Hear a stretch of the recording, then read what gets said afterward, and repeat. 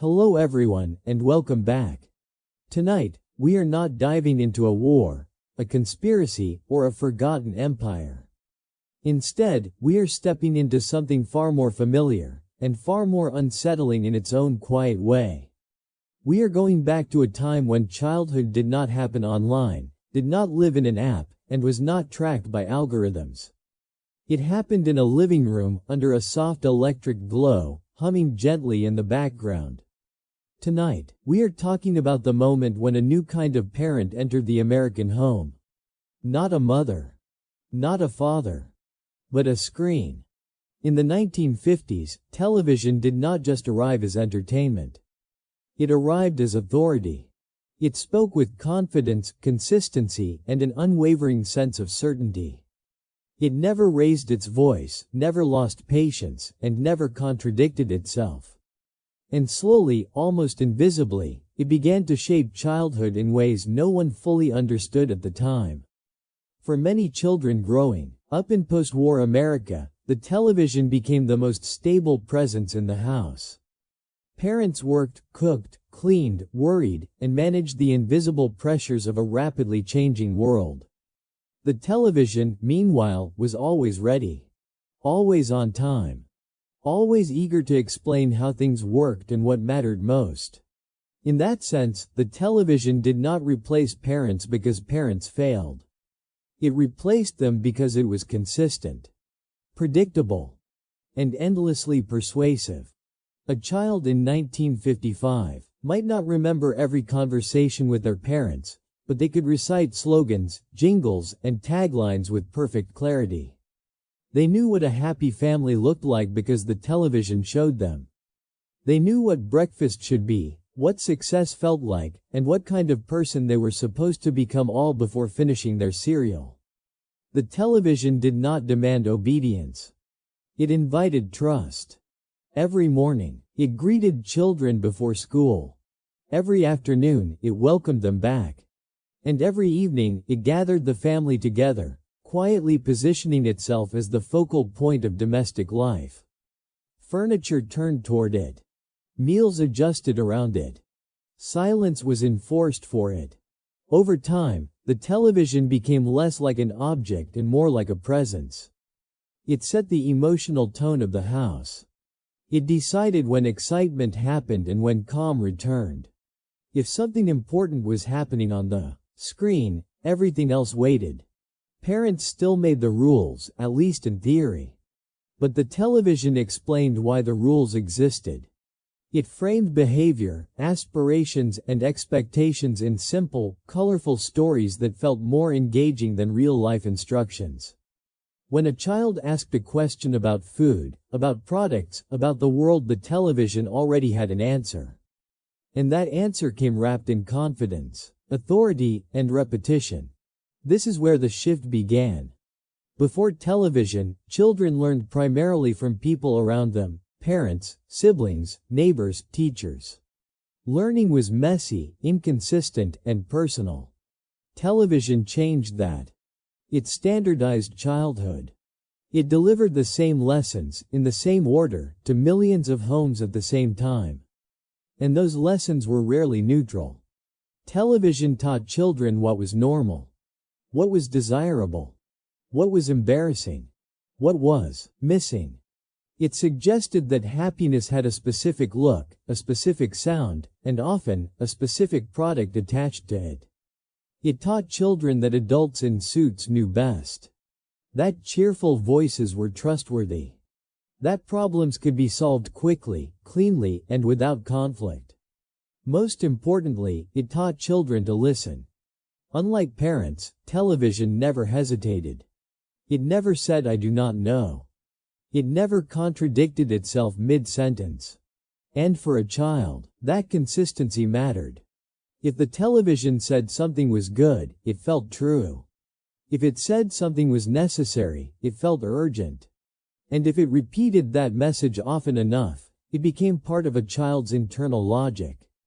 The television did not discipline children directly. It did not punish or scold.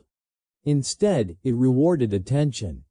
If you watched, you were entertained. If you stayed quiet, you were included. If you followed along, you were part of something larger. In many households, screen time was not earned. It was assumed.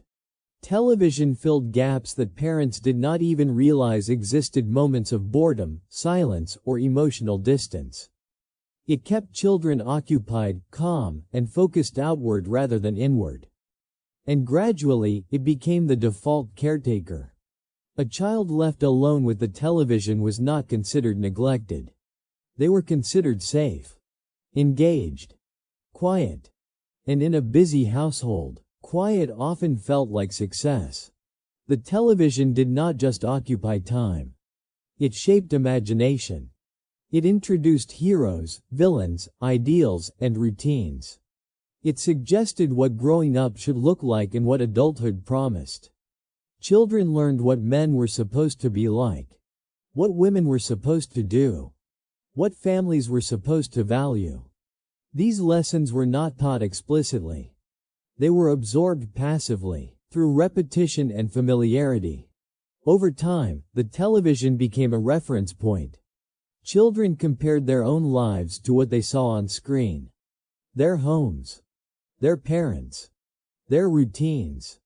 And when reality did not match the picture, the television subtly implied that something was missing. That missing piece was rarely emotional connection. It was usually a product. The brilliance of early television was not just its reach. It was its tone. It spoke gently, cheerfully, as if it were on the child's side, as if it understood their needs better than anyone else. And children believed it. Because unlike adults, the television never seemed tired. It never seemed distracted. It never asked for patience. It simply delivered. In this environment, the television did not need to announce itself as an authority. It became one through presence alone. It was there when parents were busy. There when siblings argued. There when boredom crept in. And because it was always there, it became familiar. And familiarity breeds trust. By the late 1950s, a generation of children was growing up with shared references, shared memories, and shared expectations shaped not by family traditions, but by broadcast schedules. They laughed at the same jokes, wanted the same things, feared the same social embarrassments. They were being raised, in part, by a machine. Not maliciously, not intentionally, but effectively. The television did not ask permission to become a parent figure. It simply filled a role that no one realized was vacant. And by the time anyone noticed, it was already too late to remove it. Because now, childhood itself had changed. And this was only the beginning. As television settled into the home, it did not stay confined to entertainment for long. Quietly, without lesson plans or report cards, the living room began to transform into a classroom. Not the kind with desks or chalkboards, but one that taught through habit, repetition, and passive attention. Children did not sit down to learn from television. They absorbed it incidentally, the way people absorb accents, manners, or unspoken rules. Learning happened while shoes were kicked off, while homework was postponed, while dinner cooled on the table. The screen was not positioned as a teacher, but it taught all the same. Unlike school, television required no effort. There were no wrong answers, no embarrassment, no pressure to perform. It rewarded stillness, not curiosity. The longer you watched, the more it gave you. And in doing so, it began shaping not just what children knew, but how they learned. Television introduced ideas in their simplest form. Problems appeared neatly packaged and were resolved within minutes. Conflicts were brief, misunderstandings were gentle, and solutions were always available. This format trained children to expect clarity. Ambiguity became uncomfortable. Silence felt unnecessary. In real life, questions often lingered. On television, they never did. This had subtle consequences. Children became accustomed to answers arriving quickly and decisively. They learned that authority spoke smoothly and confidently. Doubt was rare. Hesitation was edited out. As a result, the screen became a trusted source of explanation. When something confusing appeared in the real world, children subconsciously waited for it to be framed the way television framed things: simplified, resolved, and emotionally contained. Television also taught structure. It divided time into segments. Morning shows, afternoon cartoons, evening programming. Life began to follow the rhythm of broadcast schedules. Homework happened between shows. Dinner was timed around episodes. Bedtime was negotiated based on what was coming on next. This structure gave children a sense of order, but it was an external order. One that did not require internal discipline or self-direction.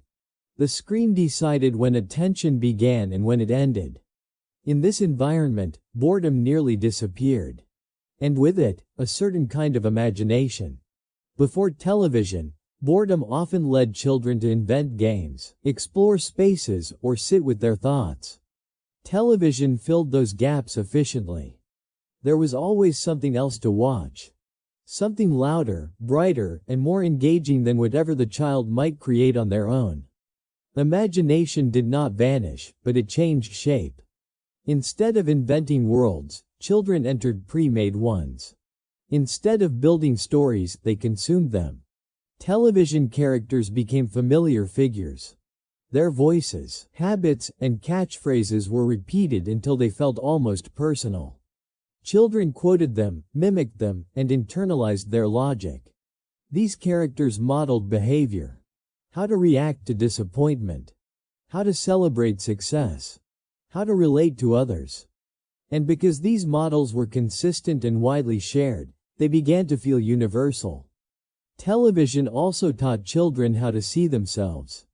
Through repeated images, children learned what kinds of people were important.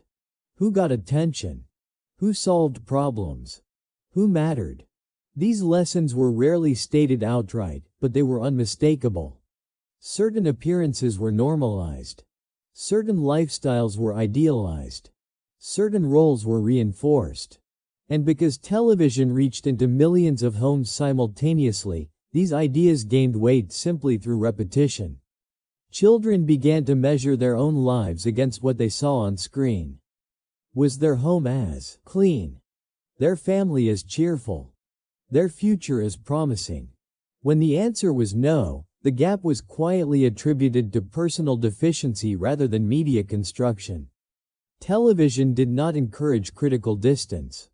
It encouraged identification. The classroom of the living room did not teach children to question what they saw. It taught them to accept it as background truth. Something that existed not to be analyzed, but to be absorbed.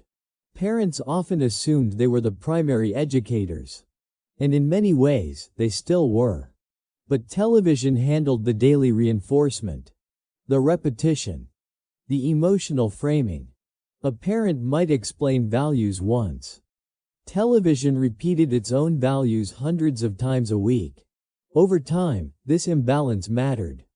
Television lessons were not tailored to individual children. They were designed for mass appeal. Broad, simplified, and emotionally safe. This meant complexity was often lost. Nuance faded. Children learned what to think long before they learned how to think. The screen rewarded recognition, familiar formats, predictable outcomes, and children learned to feel comforted by repetition rather than challenged by uncertainty. In school, learning required effort. At home, learning required only attention. This distinction blurred the boundary between education and entertainment. Information that was not entertaining felt less valuable. Serious topics needed to be packaged lightly to be acceptable. Television also introduced children to a constant stream of adult concerns. Money, success, social status, consumption. These ideas entered childhood early, framed as normal and necessary parts of life. The living room classroom did not wait for emotional readiness. It delivered messages continuously, regardless of age or context. Children did not question why certain things were important. They learned that they were. In many ways, television succeeded where traditional education struggled. It held attention. It simplified complexity. It repeated lessons until they stuck. But it also removed friction. And friction is where deeper understanding often forms. Without struggle, learning became passive.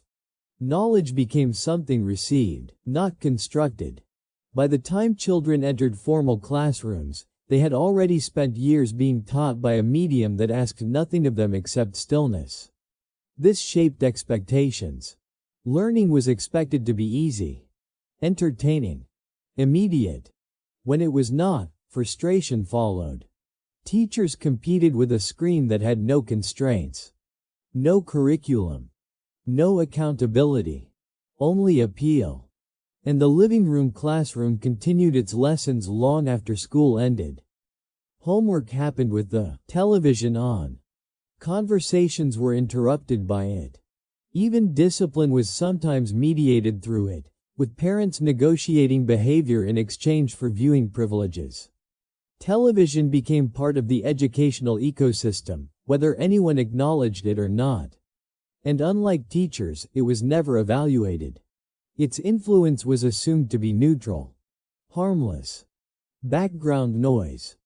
But background noise shapes perception more powerfully than deliberate instruction. Children grew up fluent in the language of television, its rhythms, its shortcuts, its emotional cues. They learned when to laugh, when to feel tension, when to expect resolution. And as this generation aged, they carried those expectations with them. The living room had taught them how the world should work, how problems should unfold, how authority should sound. And reality, inevitably, felt slower, messier, less satisfying. This disconnect did not announce itself immediately. It surfaced gradually, as frustration, disengagement, and restlessness. The classroom in the living room had done its job well. It had educated an entire generation. Just not in the way anyone planned. And it was still teaching. Once television had secured its place in the home, it did not take long for another presence to recognize the opportunity. Advertising did not merely follow television into the living room. It adapted to it, learned its rhythm, learned its tone, and most importantly, learned its youngest audience. Before television, advertising spoke primarily to adults. It appeared in newspapers, magazines, and on billboards. Children noticed it, but it was not designed for them. Television changed that balance completely. Now, advertisers could speak directly to children in their own environment, in their own language, during hours specifically reserved for them. This was not an accident. It was a strategy. Children were not yet skeptical. They had no reason to be. They trusted voices that sounded friendly. They believed characters who smiled. And television offered advertisers something unprecedented, uninterrupted attention from an audience that had not learned to doubt. Advertising quickly learned that children did not need detailed explanations. They needed repetition, emotion, familiarity. Products were no longer presented as tools. They were presented as solutions. To boredom, to loneliness, to social uncertainty, to the vague feeling of not quite fitting in. A toy was never just a toy. It was an invitation to belong. Commercials did not explain why something was useful. They showed how happy you would be once you had it. How exciting life could become. How easily problems seemed to disappear. Children watching these messages did not perceive them as persuasion. They perceived them as part of the story. The commercial break did not interrupt the program. It continued it, using a different format. Characters moved seamlessly from cartoons into commercials. The line between narrative and marketing blurred until it barely existed at all. For a child, this distinction did not matter. The message was consistent, happiness was accessible. It could be purchased. And it was waiting. Advertising learned to compress desire into seconds. A catchy jingle. A bright image. A promise delivered with certainty. These elements repeated until they became familiar, and familiarity felt like truth. Children began requesting products by name, not because they understood them, but because they recognized them. Recognition itself became motivation. Parents often assumed these requests were harmless, normal, a part of growing up. Few realized how precisely engineered these messages were. Advertising did not rely on logic. It relied on emotion, on aspiration, on fear of missing out. Long before that phrase existed, a child who did not own the advertised product was subtly positioned as outside the experience. Behind. Unprepared. Television commercials created shared desires. When all children watched the same programs, they saw the same advertisements. Wanting became collective. This created pressure. Not aggressive pressure, but quiet social alignment. Children wanted what other children wanted because television told them that everyone wanted it. Advertising did not need to convince children that a product was good. It needed only to convince them that it was popular. And popularity, to a child, often feels like safety. The language of advertising also reshaped how children understood value. Value was no longer tied to durability or usefulness. It was tied to excitement, novelty, visibility. New was better. Brighter was better. Louder was better. Products did not need to last. They needed to impress. This mentality carried over into how children evaluated experiences, relationships, and eventually, themselves. Advertising also taught children how to desire continuously. Satisfaction was always temporary. The next product was already waiting. This cycle of anticipation and disappointment became normalized. Wanting was constant. Fulfillment was brief. Television made sure there was always something else to want. Importantly, advertising rarely presented adults as decision makers. Children were shown making choices, leading adventures, owning their independence through consumption. This subtly shifted family dynamics. Children became influencers within the household, advocating for products they did not purchase but strongly desired. Parents found themselves negotiating with messages they did not create and could not easily counter. Saying no felt harder when the child's request was supported by an entire media environment. Advertising did not argue with parents directly. It bypassed them. And because these messages were delivered through entertainment, resistance felt unnecessary. Why argue with something that seemed so harmless? Over time, children internalized the logic of advertising. They learned to associate emotions with objects, identity with ownership. They learned that expressing themselves often meant displaying something visible. Advertising also simplified complex feelings. Boredom meant you needed something new. Sadness meant you needed something comforting. Uncertainty meant you needed something familiar. Products were framed as emotional tools. Children were not taught to sit with discomfort. They were taught to replace it. This shaped emotional habits that extended far beyond childhood. The brilliance of advertising during this era was not manipulation through force. It was persuasion through warmth, through humor, through repetition. It never demanded. It suggested. And suggestion, repeated often enough, becomes expectation. Television ensured that advertising was not a separate activity. It was woven into daily life, into routines, into rituals. Saturday mornings, after school hours, family evenings. These moments became predictable windows for persuasion. Children grew up fluent in the language of desire. They recognized patterns. anticipated reveals, understood how excitement was built and released. They did not see this as training. It felt like participation. Advertising also normalized the idea that solutions came from outside oneself. That improvement required acquisition. This quietly reshaped self-perception. Children learned to look outward for validation and fulfillment. The idea that enough could be internal became less familiar. And because advertising never acknowledged its own role, its influence remained largely invisible. Parents blamed children for wanting too much. Children blamed themselves for not having enough. Television advertising stood comfortably in between, unexamined. By the time this generation reached adulthood, the habits formed in childhood were deeply ingrained. Consumption felt natural. Desire felt constant. The screen had taught them how to want. And it had done so gently, efficiently, and without resistance. This was not a failure of parenting. It was a structural shift. One that placed professional persuaders inside the home, speaking directly to developing minds. And once that door was opened, it was never fully closed. Because advertising had learned something essential. It had learned how to speak to children. As television grew more central to family life, something else quietly began to fade. It was not announced.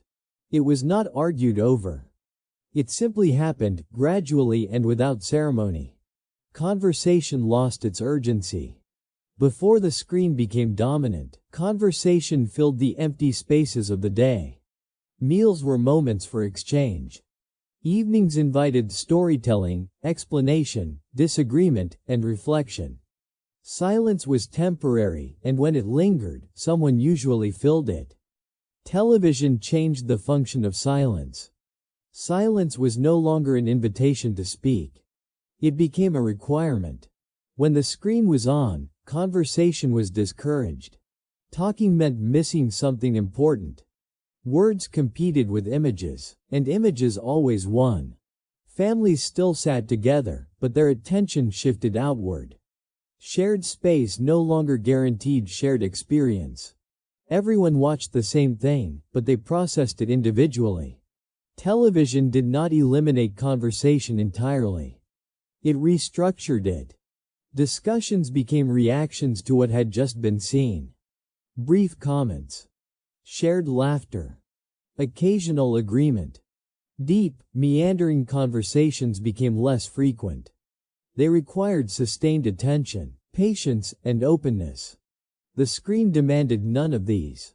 Over time, families learned to coexist quietly. Together, but not engaged. Children growing up in this environment absorbed an important lesson: communication was optional. Presence did not require participation. Television provided topics without requiring contribution. It explained situations without inviting interpretation. It resolved conflicts without needing discussion.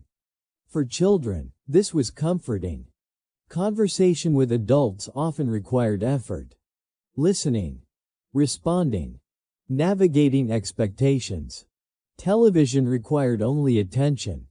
As a result, the screen became a preferred companion. It did not interrupt. It did not question. It did not misunderstand. Parents, often exhausted from work and responsibility, welcomed this shift without fully realizing its cost. Quiet felt like peace.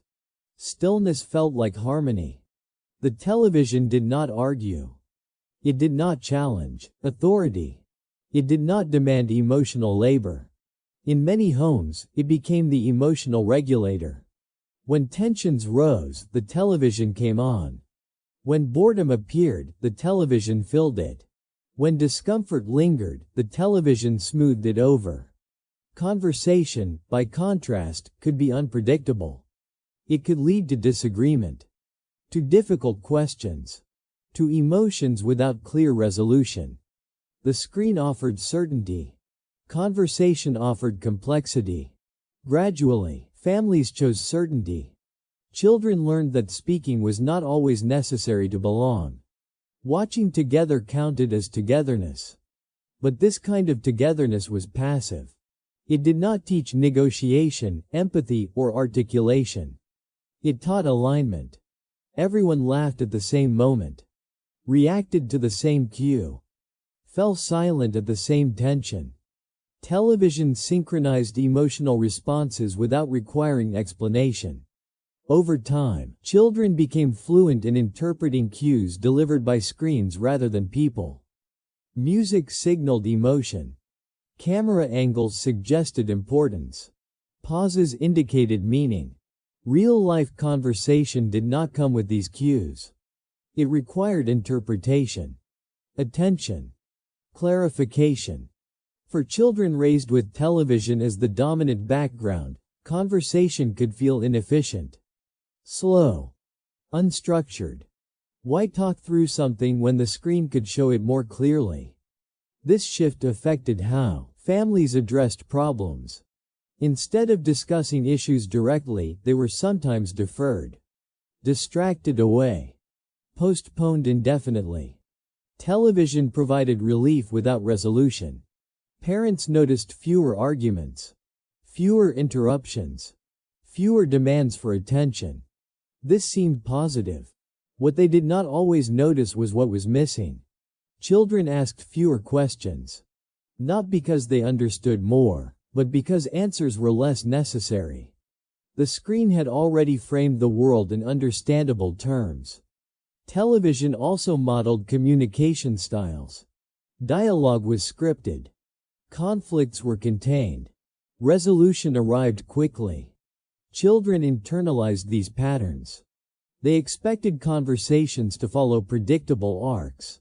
When real conversations did not, frustration followed. Silence became uncomfortable only when the screen was off.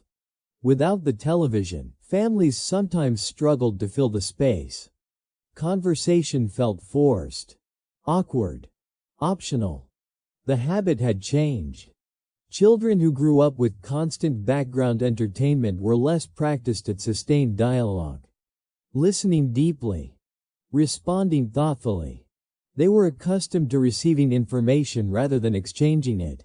This did not mean they were incapable of conversation. It meant they were less accustomed to its demands. Television also reduced the number of shared narratives families created together. Stories used to be told and retold within households. Memories were shaped through conversation. Now, shared narratives came from outside. From shows. From characters. From events everyone watched but did not experience. Families referenced television moments instead of personal ones. Quotes replaced anecdotes. Episodes replaced stories. This created a shared culture, but a thinner one. Entertainment filled the role that conversation once played in transmitting values, history, and identity. Television did not ask families who they were. It told them who they could be. Children learned to express themselves through reference rather than description. They quoted lines, mimicked characters, borrowed identities. Original expression became less necessary when familiar phrases were readily available. This was efficient but limiting. As children matured, this pattern followed them. Conversation became functional, transactional, brief. Deep listening required practice they had not often received. Television had taught them to expect communication to arrive packaged, polished, and resolved. Real conversations did not offer that. The screen also influenced emotional expression. Characters expressed emotions clearly and visibly. Real people often did not. Children learned to recognize exaggerated cues more easily than subtle ones. This made navigating real relationships more challenging. Emotional nuance required attention that had not been consistently practiced. Entertainment had replaced conversation not through force, but through convenience. It filled time, reduced friction, smoothed over complexity. And in doing so, it changed how families related to one another. They were together more often, but spoke less deeply. connected through content rather than conversation. This shift did not destroy family bonds, but it reshaped them. Communication became something that happened around the television, not because of one another. And once this pattern was established, it became self-reinforcing. Turning off the television felt like removing something essential. Conversation had to compete with silence. And silence, without practice, felt uncomfortable. The screen had become the mediator. And families adapted accordingly. As television embedded itself deeper into daily life, it began to change something far less visible than furniture arrangements or family routines. It began to change how attention itself worked. Attention, once shaped by necessity and environment, became something that could be captured, guided, and held. Television did not simply present content. It engineered focus. For children, this was especially significant. Their attention was still forming, still flexible, still learning what deserved priority. Television taught them, subtly but consistently, that attention belonged to the screen. Programs were designed to prevent looking away. Bright visuals, rhythmic pacing, familiar formats, and carefully timed emotional cues worked together to maintain engagement. Moments of quiet were rare. Transitions were smooth. Every pause led quickly to something else. Children learned to expect stimulation to be continuous. Before television, attention often followed curiosity. Children noticed what interested them and explored it at their own pace. With television, attention followed design. Someone else decided what was interesting, when it mattered, and how long it should last. This shift mattered. Television rewarded passive focus. Sitting still became a virtue. Looking away meant missing something. Attention became externally directed rather than internally motivated. Children were not taught how to manage their attention. They were taught where to place it. Over time, this created new expectations. Attention was expected to be guided, structured, entertaining. When it was not, discomfort followed. Tasks that required sustained effort without immediate stimulation felt difficult. Reading, listening, thinking quietly, these activities offered no rapid visual reward. Television had set a different standard. Attention also became fragmented. Programs were broken into segments. Stories reset quickly. Commercials interrupted narratives and then resumed them without explanation. Children learned to switch focus rapidly, to disengage and re-engage on command. This ability was useful, but it came with a cost.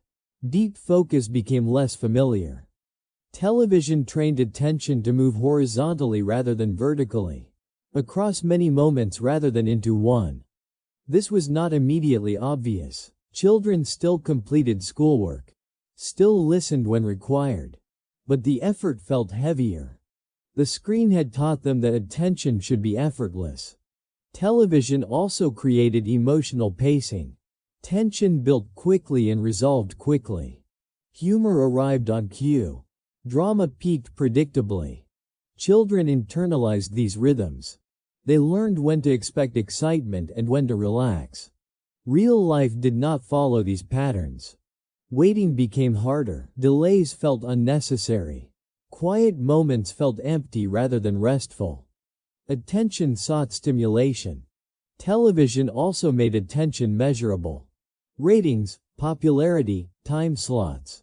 What held attention was what mattered. What lost attention disappeared. Children absorbed this logic. Value became linked to visibility. Importance became linked to engagement.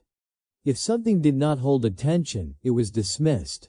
This shaped interests. Subjects that were complex, slow, or abstract struggled to compete. Simple, dynamic content won. Attention became selective in a new way.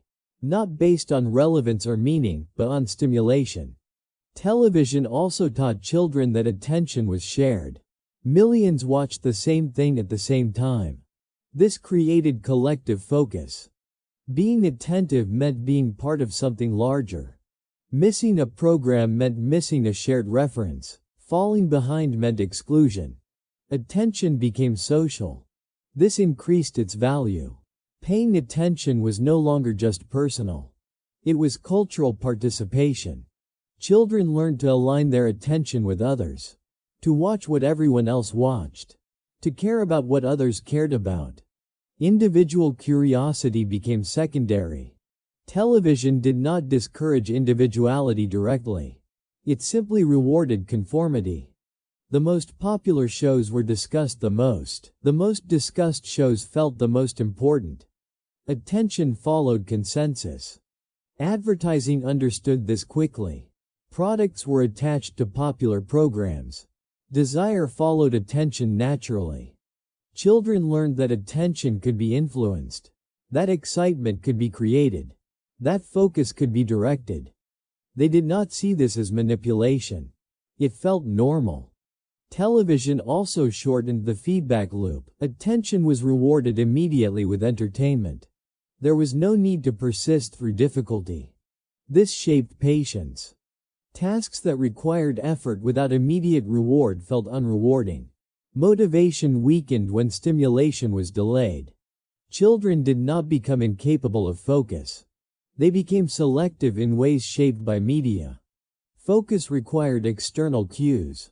The idea of choosing what to attend to became less familiar. Attention was something given, not something practiced.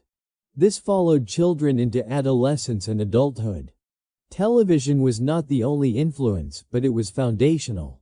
It established patterns that later technologies would amplify.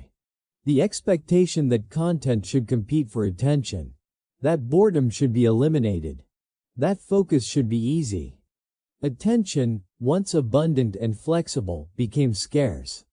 Television had taught children how to spend it, but not how to protect it. The screen never asked whether something deserved attention. It simply offered something that demanded it. And because attention is limited, what received it shaped everything else. Relationships, interests, values. Children grew into adults who struggled to sit with stillness, to tolerate silence, to focus without external support. They sought stimulation not because they were weak, but because they were trained. Television did not steal attention. It organized it.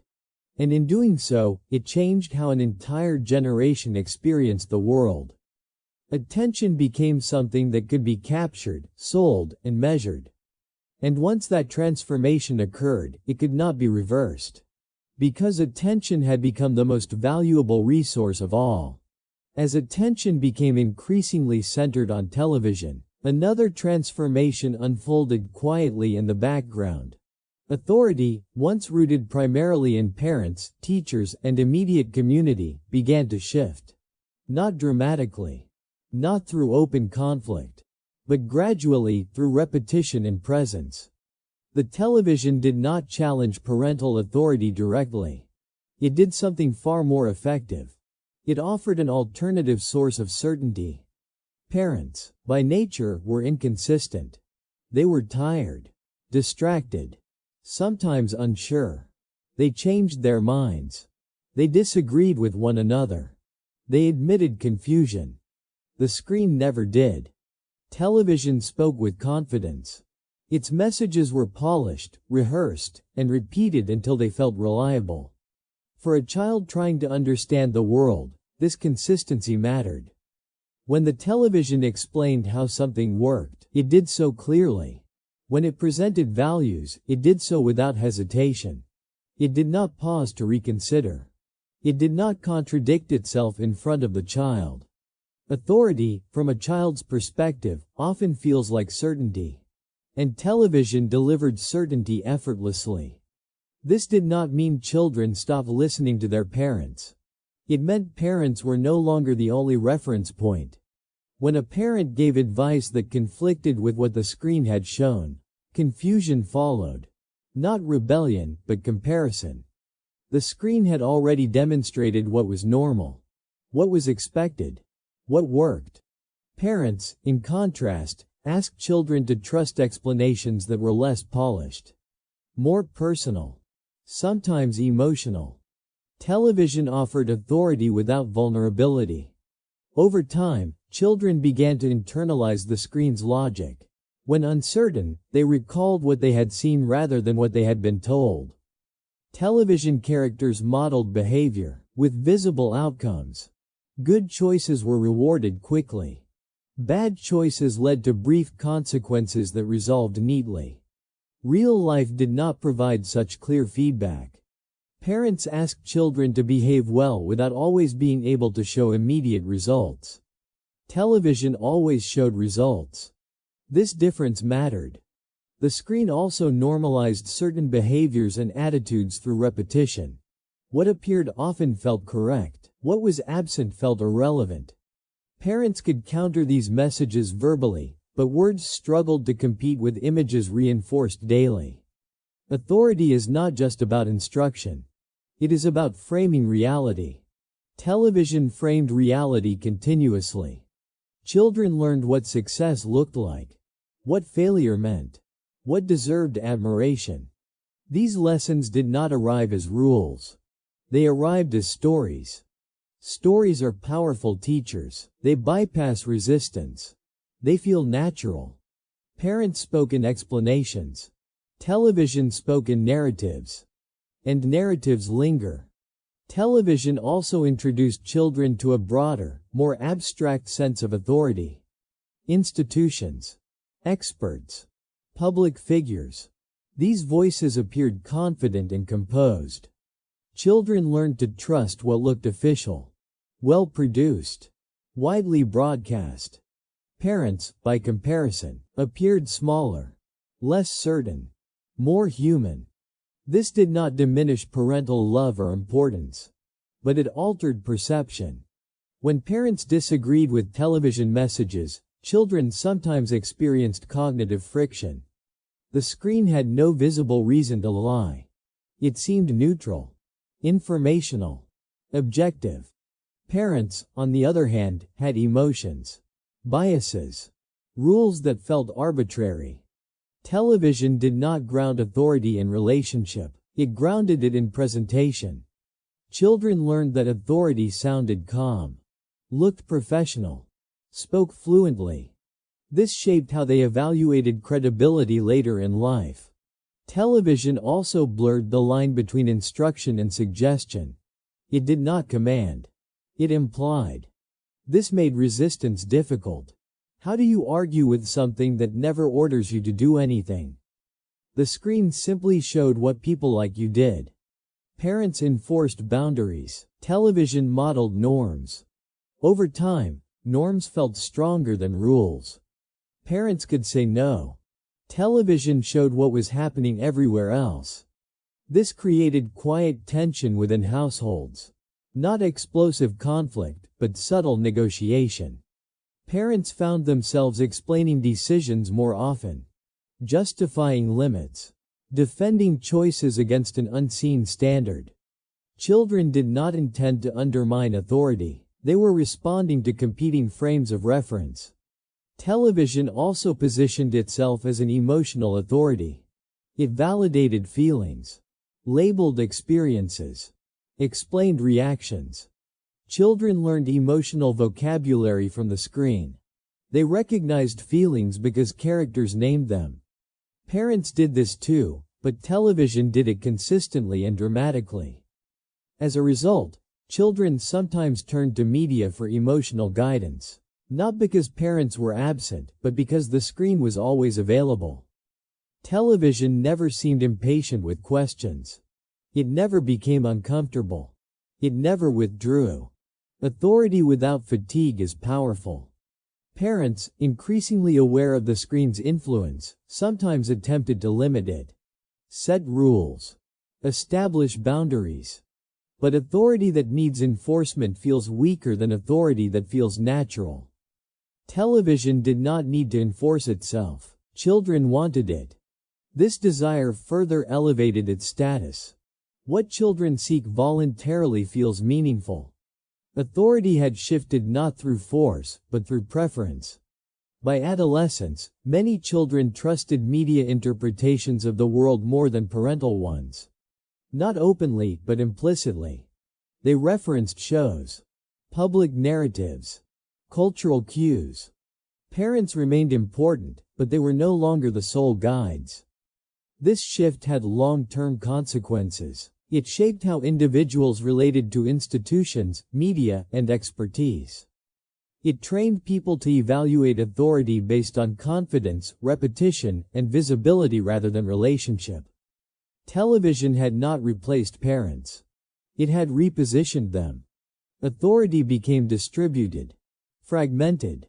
And once authority becomes diffuse, it becomes harder to question. Because no single source feels responsible. The screen did not demand loyalty, it received it. And in receiving it, it redefined what authority looked like. Quietly. Persistently. Without ever needing to ask. As television tightened its grip on attention and authority, it also did something more subtle, yet far-reaching. It reshaped childhood itself into a collective experience, synchronized across homes, neighborhoods, and entire countries. Before television, childhood varied widely. It was shaped by geography, family habits, local culture, and personal circumstance. Children grew up with different stories, different games, different references. What one child knew, another might not. Television narrowed those differences. Suddenly, millions of children were watching the same programs at the same time. Laughing at the same jokes. Singing the same songs. Recognizing the same characters. Childhood became standardized. This created a powerful sense of belonging. Children could enter school already sharing a common language of references. They knew what others had seen. What others liked. What others expected. This shared media experience reduced social friction. It gave children something immediate to connect over. Conversation starters. Inside jokes. Common ground. But it also reduced individuality. When everyone watched the same thing, difference became more noticeable. Children who did not participate in shared viewing felt excluded, not by malice, but by absence. Missing a show meant missing context. Not understanding a reference meant standing apart. Television quietly taught children what participation looked like. It was not about creativity or contribution. It was about consumption. To belong, you watched. This transformed how childhood identity formed. Children defined themselves partly by what they consumed. Favorite shows. Favorite characters. Preferred genres. These preferences became markers of personality. Television encouraged children to see themselves as audiences before they saw themselves as creators. This mattered. Imagination still existed, but it increasingly operated within frameworks provided by media. Play was inspired by characters rather than invented from scratch. Children reenacted scenes rather than building new narratives. They borrowed identities rather than exploring their own. Television characters became reference points for behavior. Courage looked a certain way. Humor sounded a certain way. Friendship followed recognizable patterns. These patterns simplified social learning. They offered templates. But templates can limit as much as they guide. When real interactions did not match media scripts, confusion followed. Friendship was messier. Conflict lasted longer. Emotions were less clear. Television had not prepared children for ambiguity. It had prepared them for recognition. Shared media also introduced early comparison. Children noticed which characters were admired. Which traits were celebrated. They compared themselves to these images, often unconsciously. This comparison was not cruel, but it was constant. Television did not tell children they were insufficient. It showed them ideals that were difficult to reach. Because these ideals were widely shared, failing to match them felt personal rather than constructed. Childhood, once a private journey, became partially public. Even within families, children compared their experiences to what they saw on screen. Their lives were measured against a broader narrative. Television also synchronized emotional development. Children encountered similar themes at similar ages. Fear, excitement, humor, aspiration. This created generational cohesion. People who grew up watching the same programs often felt an immediate connection years later. Shared memory became cultural currency. But this cohesion came with a trade-off. Childhood became less exploratory and more referential. Instead of discovering interests organically, children encountered curated pathways. Certain hobbies were highlighted. Certain dreams were elevated. Television did not eliminate choice. It framed it. Children learned what was worth wanting because it was shown often. This influenced future ambitions. Careers portrayed positively felt attainable. Others felt distant or invisible. Television also shaped expectations about life stages. Childhood looked fun. Adolescence looked dramatic. Adulthood looked resolved. These images formed timelines in children's minds. When reality diverged, disappointment followed. The shared media childhood also shortened generational gaps. Parents and children sometimes watched the same programs. Shared laughter replaced shared conversation. This created moments of connection, but also moments of avoidance. Television gave families something to experience together without needing to discuss anything deeply. For children, this was comforting. Togetherness without vulnerability. For parents, it was manageable. Bonding without emotional labor. The shared experience masked individual differences. Children with different needs, temperaments, or struggles appeared similar when watching the same content. Television did not adapt to individuals. Individuals adapted to television. As a result, some children felt unseen. Their inner lives did not match the images presented, but there was little language to express that difference. Media childhood favored the average.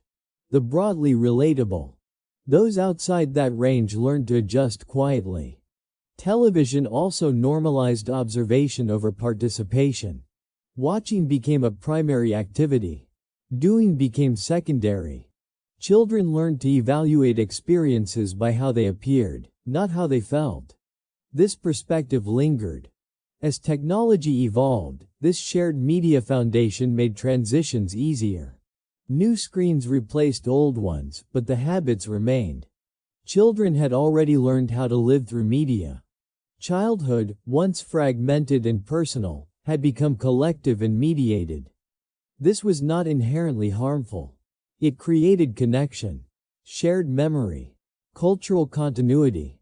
But it also narrowed the range of acceptable experiences. Television had not stolen childhood. It had reshaped it. It had turned it into something watchable. And once childhood became something shared on screens, it became something that could be managed, measured, and marketed. The screen had done more than entertain. It had synchronized an entire generation's early memories. And those memories would shape everything that came after. As childhood became increasingly shaped by shared media experiences, a quiet comparison began to form in the background. It was not conscious. It was not spoken aloud. But it was persistent. The world on screen began to feel more complete than the world outside it. Television presented life with clarity. Scenes were framed. Moments had purpose. Every story moved somewhere. Even when problems appeared, they were guided toward resolution. Real life did not behave this way. For children growing up with television as a constant presence, this difference mattered. The world beyond the screen felt slower, less organized, less responsive. Television offered density. Every minute contained meaning. Humor, conflict, emotion, and resolution were carefully arranged.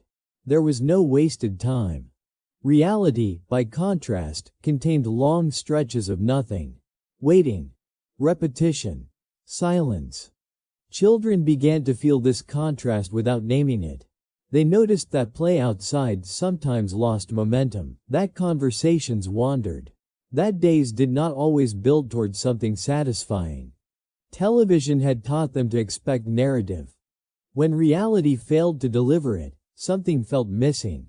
This did not mean children rejected the real world. They still played, explored, and socialized. But the screen became a reference point, a benchmark. Moments were unconsciously evaluated against what television provided. Was it as exciting, as clear, as emotionally rewarding? Often, it was not. Television also offered emotional accessibility. Characters expressed feelings openly and visibly. Music guided responses. Reactions were amplified. Real people did not come with soundtracks. Children learned to recognize emotions most easily when they were exaggerated. Subtlety required more effort. Ambiguity felt unresolved. As a result, real emotional experiences could feel confusing or incomplete. Without cues, children were unsure how to interpret them. Television never left feelings unfinished. Reality often did. This contrast shaped expectations. Children learned to expect closure, to expect answers, to expect clarity.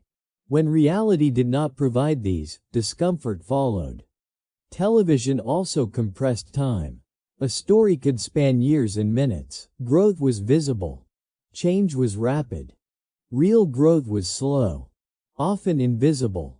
Children did not always recognize progress in their own lives because it lacked visible markers. Television showed transformation clearly. Reality required patience. This made everyday effort feel unrewarding. Why practice something slowly when television showed mastery quickly? Why wait when resolution could arrive immediately on screen? These questions were not asked directly, they were felt. Television also curated experience. It removed awkwardness, repetition, and contradiction. Only what mattered remained. Real life included all of these. Children learned to tolerate messiness less easily. Disorder felt unnecessary. Imperfection felt like failure. Television worlds were designed. Real worlds were not. This made reality feel unfinished, as if it were missing an editor. Television also offered constant stimulation, visual movement, sound, color, energy. Reality was quieter. Children raised with constant background entertainment found quiet unsettling. Silence felt empty rather than restful. The absence of stimulation became something to fill. Television had trained the nervous system to expect input. When it was not there, restlessness appeared. This restlessness was often misinterpreted as boredom, lack of imagination, or lack of motivation. In reality, it was adjustment. Children were adapting to a world that did not behave like the screen. Television also suggested that important things happened elsewhere. In cities. On stages. In dramatic moments. Everyday life felt secondary. Children learned to see their own experiences as ordinary, unremarkable.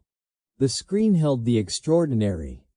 This separation created a subtle dissatisfaction. Life was happening, but it was not happening like it did on television. Even joy felt smaller by comparison. Television did not intend to diminish reality. It simply presented an optimized version of it. But optimization creates comparison. And comparison creates distance. Children did not stop valuing real relationships. But they began to crave experiences that felt more intense, more meaningful, more visible. This desire followed them into adolescence. Ordinary moments felt insufficient. Attention drifted toward experiences that resembled media narratives. The screen had taught them what mattered by showing it repeatedly. Reality struggled to compete. Television also influenced memory. Screen memories were vivid, replayable, and reinforced through repetition. Real memories faded. Children remembered episodes clearly. Dialogue, scenes, emotional beats. They sometimes remembered fewer details of their own days. This was not because real life lacked meaning, but because it lacked reinforcement. Television replayed itself. Reality moved on. The mind favors what it revisits. Television also created emotional safety. Even when stories involved conflict, The viewer knew they were protected. Nothing could reach them. Reality did not offer this buffer. As a result, some children preferred the emotional distance of the screen. Feelings could be experienced without risk. Real emotions required vulnerability. Television provided simulation. Over time, simulation felt easier. This did not mean children withdrew entirely. It meant they balanced engagement with retreat. The screen became a place to recover, to recalibrate, to feel without exposure. Reality became effortful. This distinction shaped coping mechanisms. When overwhelmed, children turned to the screen. Television did not solve problems. It paused them. This pause felt like relief. The habit persisted.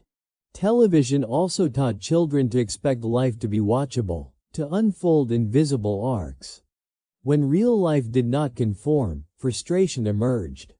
This frustration was often quiet, unnamed, but it accumulated. Reality felt less complete because television had defined completeness narrowly. Television had shown what a finished story looked like. Life was not finished.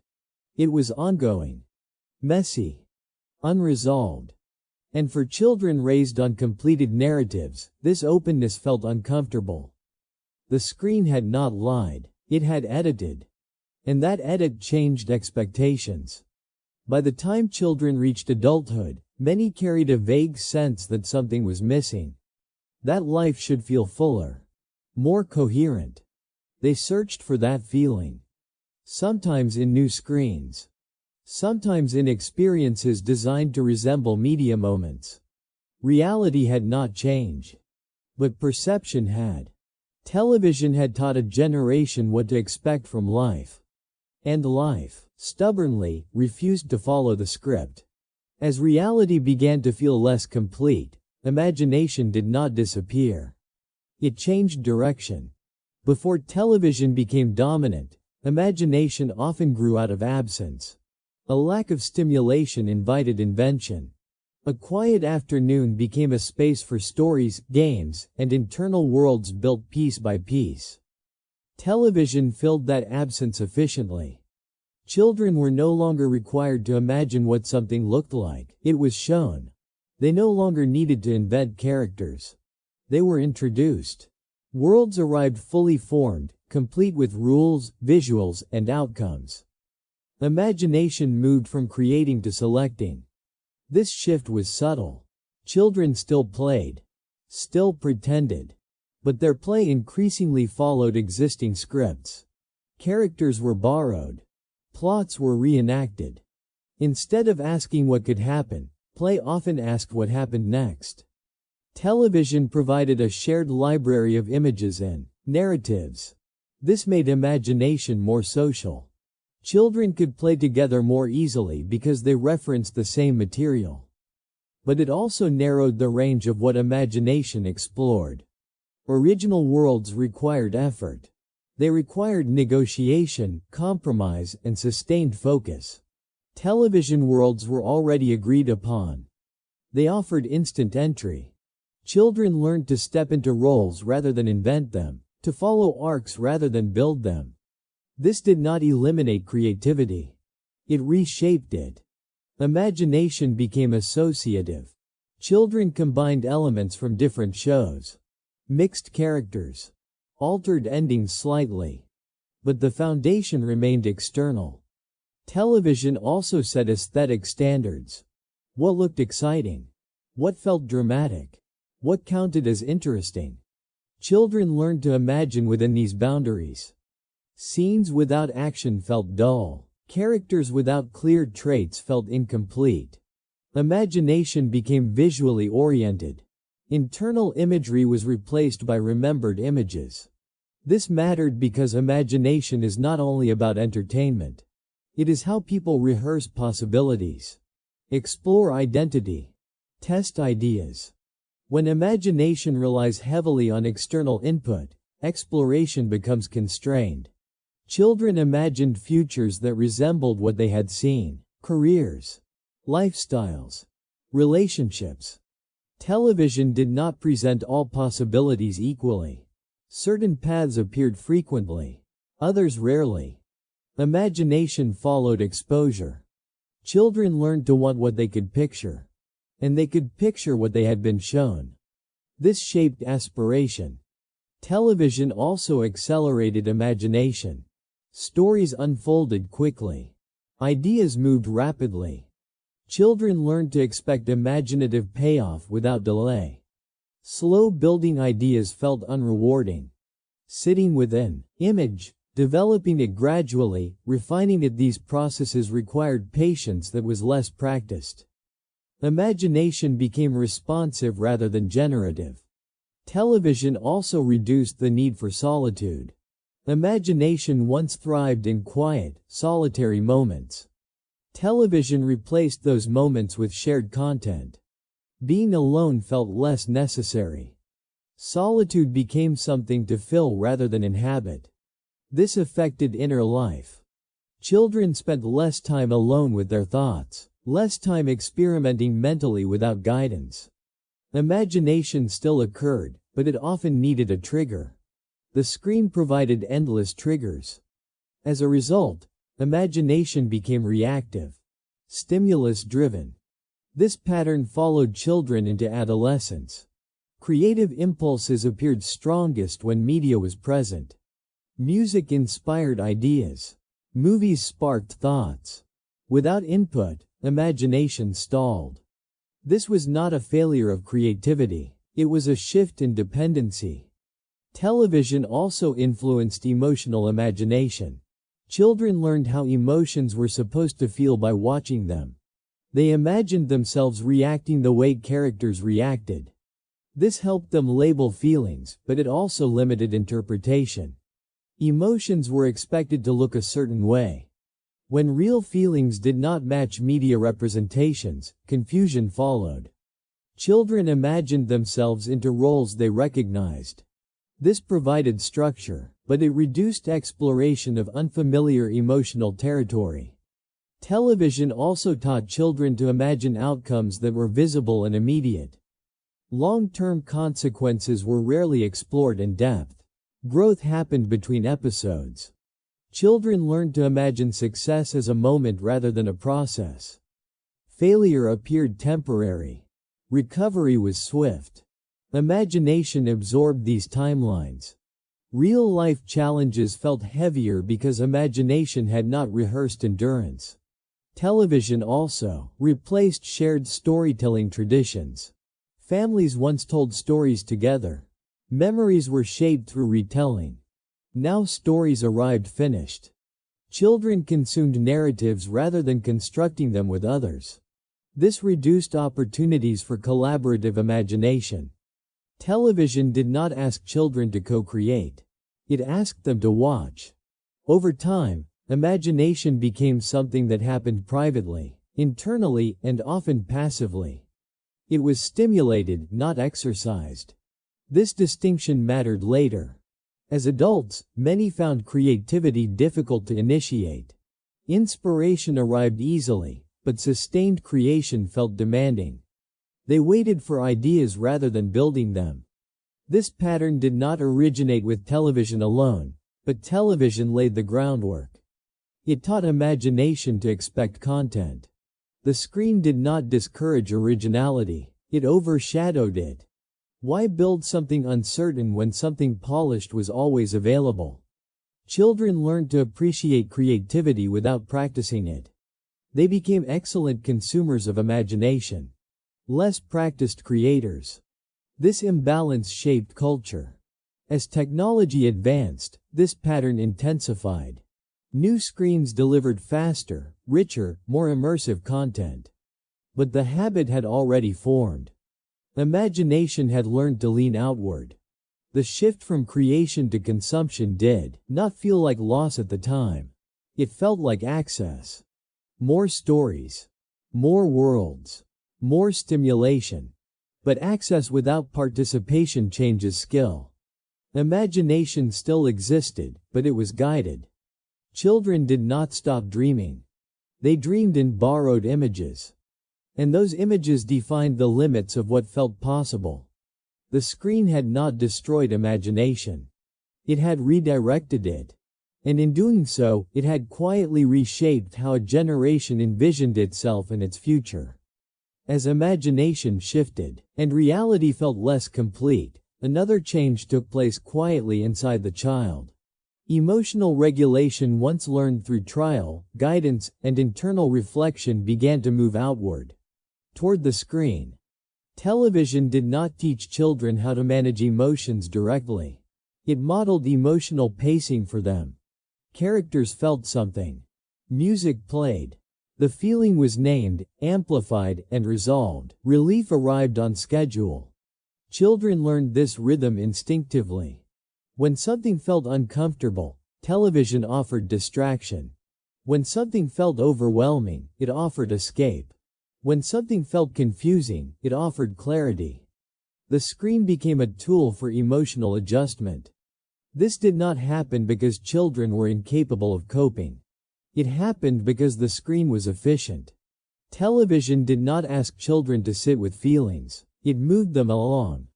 Before television, children learned emotional regulation through interaction, through boredom, through conflict, through waiting.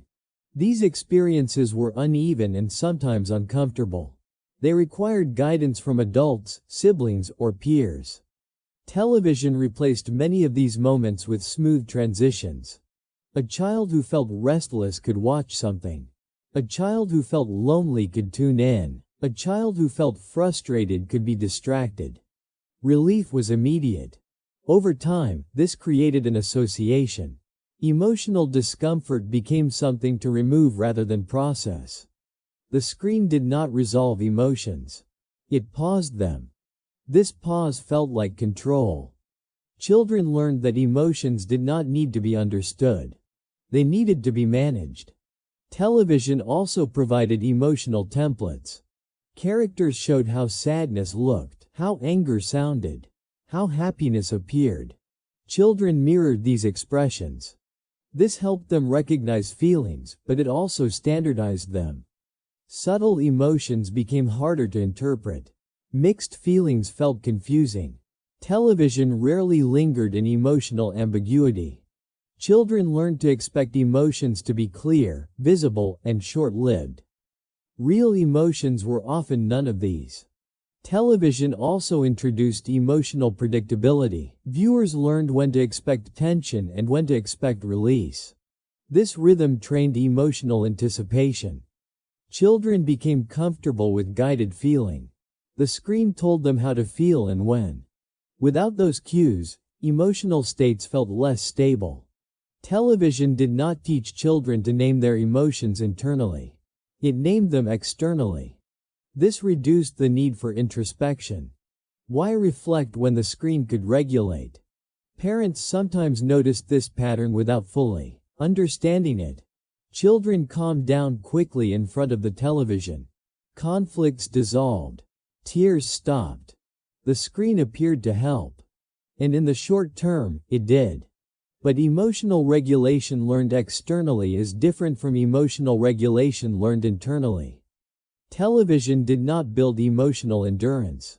It offered relief. Children learned to cope by shifting attention rather than engaging emotionally. This habit followed them. As children grew older, screens became the default response to discomfort. Not just television, but any form of mediated distraction. The skill of sitting with an uncomfortable feeling felt unfamiliar. Television also shaped expectations about emotional resolution. Problems were solved quickly. Misunderstandings were cleared up. Feelings were validated and resolved. Real life offered no such guarantee. Children raised on screen-mediated emotions struggled with unresolved feelings. Frustration lingered. Sadness felt heavier. They had learned to expect closure.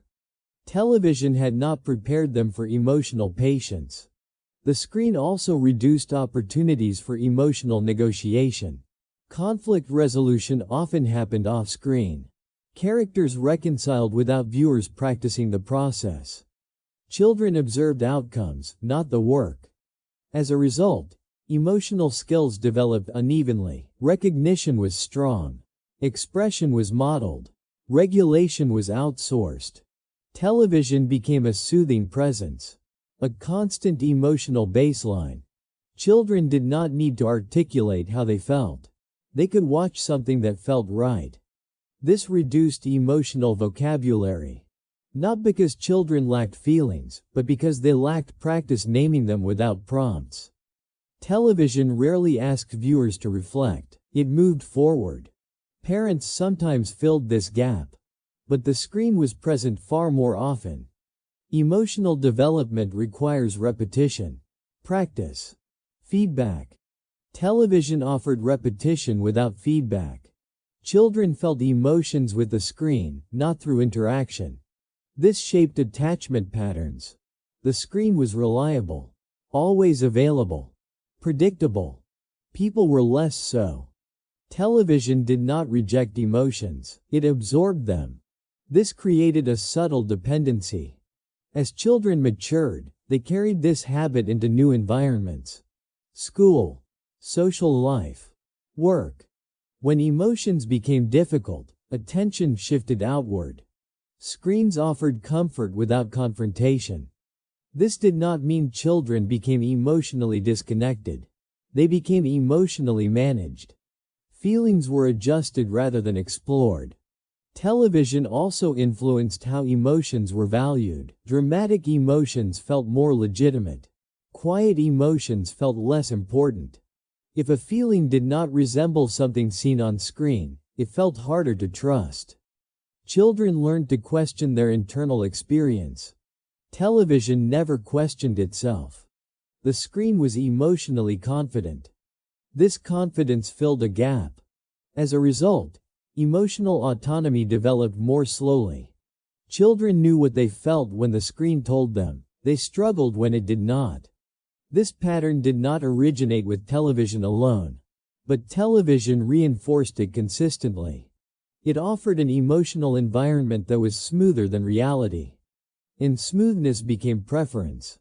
Emotional regulation, once an internal skill shaped through experience, had been partially outsourced. Not because children were weak, but because the screen was convenient. And convenience shapes habit. Television did not teach children to avoid emotions. It taught them to redirect them. And once redirection becomes routine, introspection becomes optional. The screen had become an emotional tool. One that worked quietly, reliably, without asking for anything in return. As emotional regulation shifted outward, another change followed closely behind it, one that was less visible but just as influential. Attention itself began to change. Television did not shorten attention spans overnight. It reshaped how attention was trained. Before television, attention was shaped by necessity. Tasks demanded focus because there were few alternatives. Reading required sustained concentration. Play unfolded slowly. Observation was passive but continuous. Television introduced a new structure. Attention no longer needed to be held. It was guided. Programs were designed to pull the viewer forward.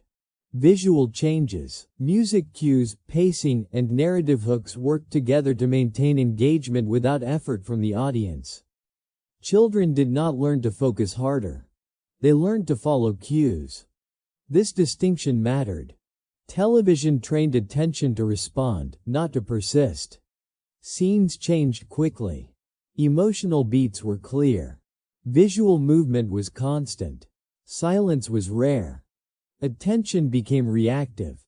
Children learned to stay engaged as long as stimulation continued. When it stopped, attention drifted. This was not distraction. It was conditioning. Television rewarded short bursts of focus with immediate payoff. Jokes landed quickly. Scenes resolved fast. Stories progressed without waiting. This trained the brain to expect momentum. When children returned to activities without built-in stimulation, those activities felt slow. Reading required imagination and patience. Listening required sustained stillness. Thinking required effort without external reward. Compared to television, these demands felt heavier. Attention had not weakened. It had been retrained. Television also removed the consequences of inattention. If a child missed a detail, the story continued anyway.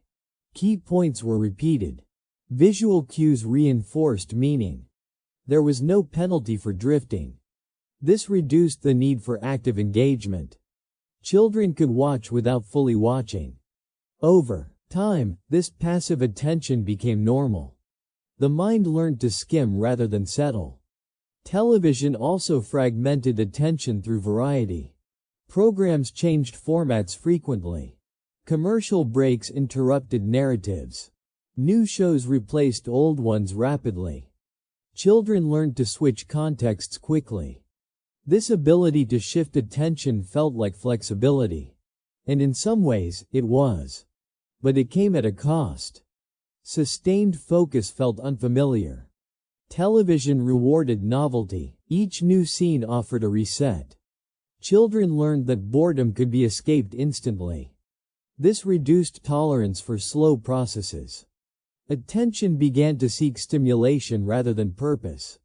Tasks that required repetition felt unnecessary. Television did not eliminate deep focus. It simply made shallow focus more efficient. Children adapted accordingly. Parents often interpreted this as restlessness. Teachers saw it as distraction. But it was neither. It was learned behavior. Television also influenced how attention felt internally.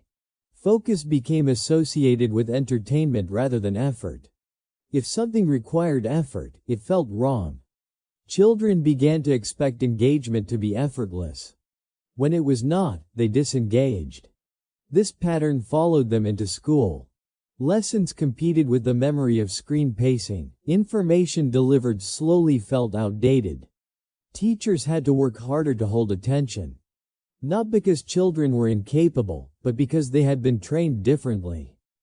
Television also normalized multitasking. Watching while eating. Watching while playing. Watching while resting. Attention became divided by default. Children learned to split focus rather than commit it. This skill helped them manage stimulation, but it weakened immersion. Deep engagement requires exclusion. Television encouraged inclusion. Everything could happen at once. This affected memory. Information processed passively was remembered differently. Children remembered images and moments, but not always sequences or context. Television emphasized highlights. Attention followed peaks. The spaces between peaks were less valued. This shaped how children experienced time. Moments felt discrete rather than continuous. Events were remembered as scenes. Life began to feel episodic. Television also taught children that attention could be outsourced. The screen guided focus so the viewer did not have to. This reduced metacognitive awareness. Children rarely asked themselves where their attention was going. The screen decided.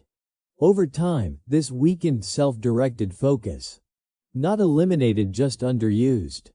Television did not remove the ability to concentrate. It changed when and why concentration was used. Children concentrated when stimulated. They drifted when unstimulated. This created a dependence on external structure. When structure was absent, attention felt unstable. Television also reshaped patience. Waiting was minimized. Cliffhangers resolved quickly. Episodes ended with closure. Children became accustomed to fast resolution.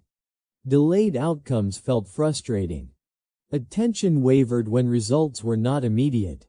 This did not mean children lacked discipline. It meant their expectations had shifted. Television taught them that attention should be rewarded quickly. When it was not, disengagement felt logical. Attention became transactional.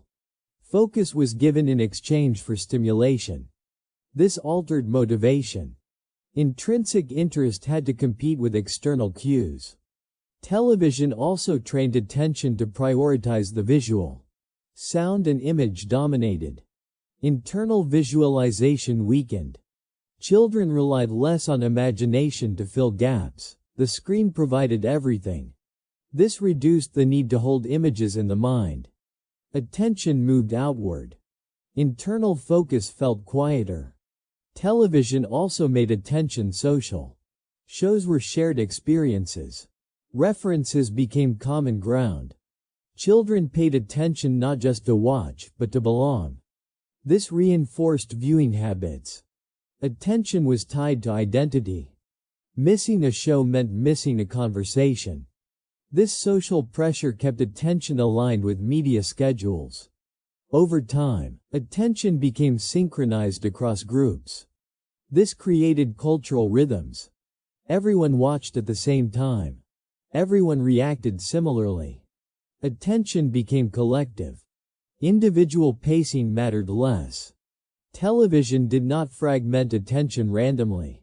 It organized it around shared stimuli. This created cohesion, but also conformity.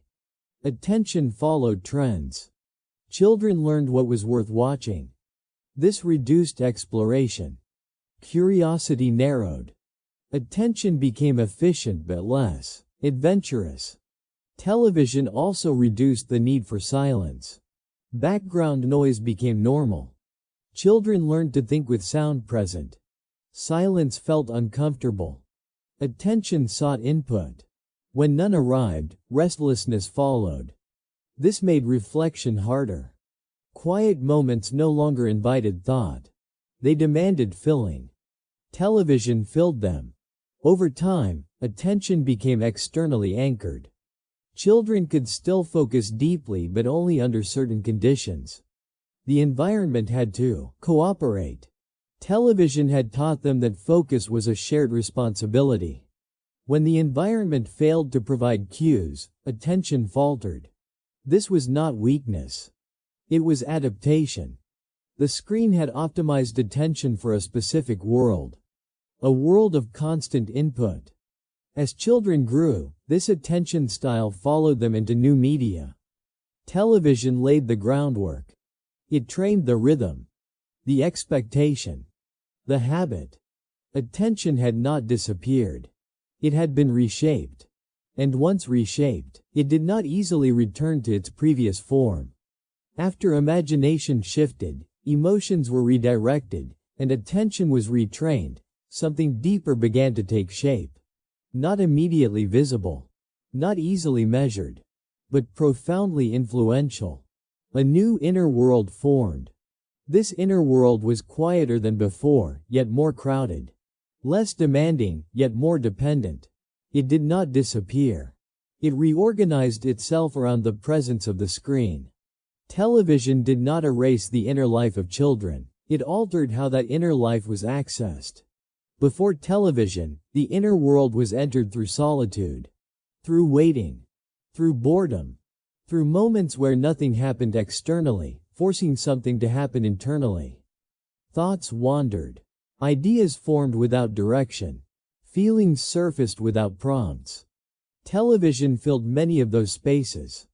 Not aggressively, comfortably.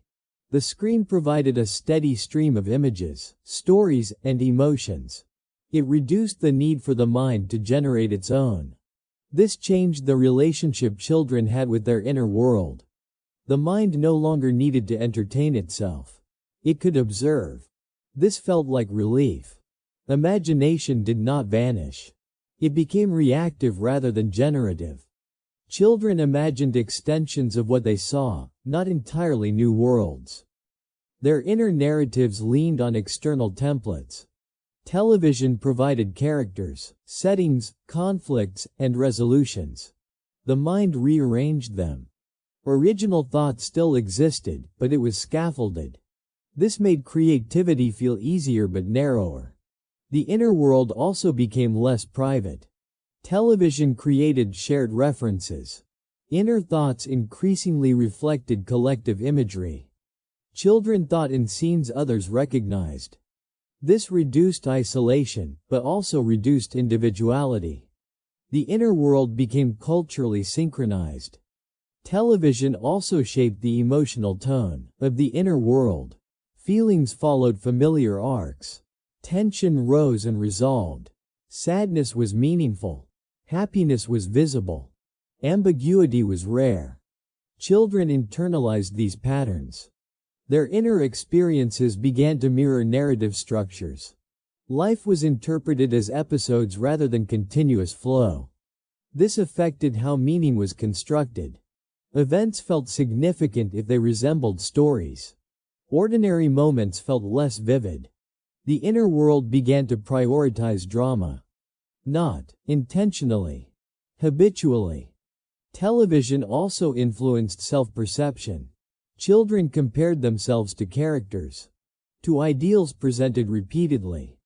The inner voice adopted external standards. Self-reflection became comparison. Identity was shaped through observation. Children learned who they were by watching who others were supposed to be. This shifted the center of identity outward. The inner world became more evaluative. Television did not tell children who they were, it showed them options. Children selected from those options. This limited the range of possible selves. The inner world became curated. Television also reduced the need for silence. Silence once invited introspection. Now it felt incomplete. The inner world filled with echoes of soundtracks, dialogue, and imagery. Thoughts were accompanied by noise. Stillness felt unfamiliar. This made deep reflection harder to sustain. The inner world was active, but rarely quiet. Television also affected how children processed memory. Memories blended with media images. Personal experiences were recalled alongside scenes from shows. The boundary blurred. This did not confuse reality and fiction. It layered them. The inner world became a collage. Children remembered life through familiar frames. Moments felt cinematic. This changed emotional recall. Feelings were remembered as scenes rather than sensations. The inner world became visual. Language took a secondary role. This affected how children articulated thoughts. They felt things clearly but struggled to describe them without references. Television also influenced values. What mattered was often what was shown. Success looked a certain way. Conflict resolved in certain ways. Relationships followed recognizable patterns. Children internalized these cues. Their inner moral compass aligned with narrative logic. This simplified decision-making. But it also reduced nuance. Complex choices felt uncomfortable. The inner world preferred clarity. Television also introduced constant presence. Characters returned weekly. Stories continued. The inner world developed attachments to fictional figures. These attachments were safe, predictable, controlled. Children invested emotionally without risk. This shaped how they understood connection. Relationships felt easier when mediated. The inner world learned to bond without vulnerability. This did not eliminate real relationships. It changed expectations. Real people were unpredictable. The screen was reliable. This reliability became comforting. The inner world sought consistency. Television also influenced how children experienced self-talk. Internal dialogue began to sound external. Phrases repeated. Catchwords echoed. The inner voice borrowed language. This reduced originality of expression. Thoughts felt familiar before they felt personal. The inner world echoed culture. Television did not silence the inner voice. It gave it a script. Children could still think deeply but often within predefined boundaries. This shaped intellectual curiosity. Questions formed around what was shown. Unknowns outside the screen felt distant. Curiosity became guided. Television also changed how children related to time. Episodes had beginnings and endings. Life began to feel segmented. The inner world processed experiences as chapters. Waiting became anticipation rather than reflection. The present moment felt transitional. This reduced mindfulness. Children lived slightly ahead of themselves, always moving toward the next scene. Television also reduced friction in the inner world. Difficult thoughts could be escaped. Uncomfortable emotions could be softened. This protected children in the short term, but it delayed resilience. The inner world became smoother, but less durable. Television did not make children fragile. It made comfort accessible. This changed motivation. Why struggle internally when relief was external? The inner world adapted. It became efficient. It conserved energy. Television also affected how children dreamed. Not just at night, but during the day. Daydreams borrowed imagery. Fantasy followed familiar rules. The mind reused what it knew. Original fantasy required effort. Television made imagination economical. The inner world became resource conscious. Television also normalized constant engagement. The mind was rarely alone. Solitude became optional. This reduced the practice of self-observation. Children knew what they liked to watch. They knew less about what they liked to think. The inner world became less interrogative. Questions were answered quickly. Mystery resolved itself. This reduced tolerance for uncertainty. The inner world preferred closure. Television also influenced how children processed disappointment. Stories resolved. Justice was served. Lessons were learned. Real life often did none of these. The inner world struggled with unresolved outcomes. Children felt dissatisfaction more sharply. They had been trained to expect narrative fairness. This created emotional dissonance. The inner world searched for meaning where none was offered. Television had prepared them for explanations. Reality remained silent. This gap grew. Television did not replace the inner world. It reshaped its architecture. The inner world became more structured, more visual, more externally informed. Less spontaneous. Less silent. Less patient. But also more connected. More shared. More predictable. This transformation was gradual. No single moment marked the change. It happened quietly, episode by episode. The inner world adapted because it always does. It responds to environment. Television became part of that environment. Not as an intruder. As a companion. The result was not loss. It was reorganization. A new inner world formed, one that reflected the world it grew up in. A world of screens. Stories. Constant input. This inner world still exists today. It has simply evolved further. Television was not the end. It was the beginning. When we step back and look at the full arc of this story, one thing becomes clear. Television was never just a device in the corner of the room. It was a quiet architect of habits, expectations, and inner landscapes. It did not force change. It offered convenience. And convenience, over time, reshapes behavior more effectively than instruction ever could. Children did not lose imagination. It adapted. They did not lose emotional depth. It was redirected. They did not lose attention. It was retrained. And they did not lose their inner world. It reorganized itself around a new kind of presence. Television became a shared rhythm, a cultural mirror, and an emotional buffer. It filled silence, guided feeling, structured time, and softened discomfort. In doing so, it changed how children related not only to the world outside them, but to the world within.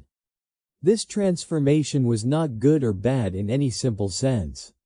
It was human. It reflected the environment children grew up in. Every generation is shaped by its tools, and television was one of the most influential tools of its era. What matters now is not nostalgia for a world without screens, but awareness of how screens continue to shape us. Awareness gives us choice. It allows us to reclaim silence when we need it, to sit with emotion instead of redirecting it, and to practice attention that is self-directed rather than guided. The inner world still exists. It always has. It simply responds to what surrounds it. As media continues to evolve, the question is no longer whether screens will shape us but whether we understand how, and whether we remain intentional in how we live alongside them. Thank you for spending this time with us, for listening, and for reflecting. If you found this story meaningful, do not forget to like, share, and subscribe for more long-form explorations into history, culture, and the quiet forces that shape our lives. Until next time, take care and thank you for watching.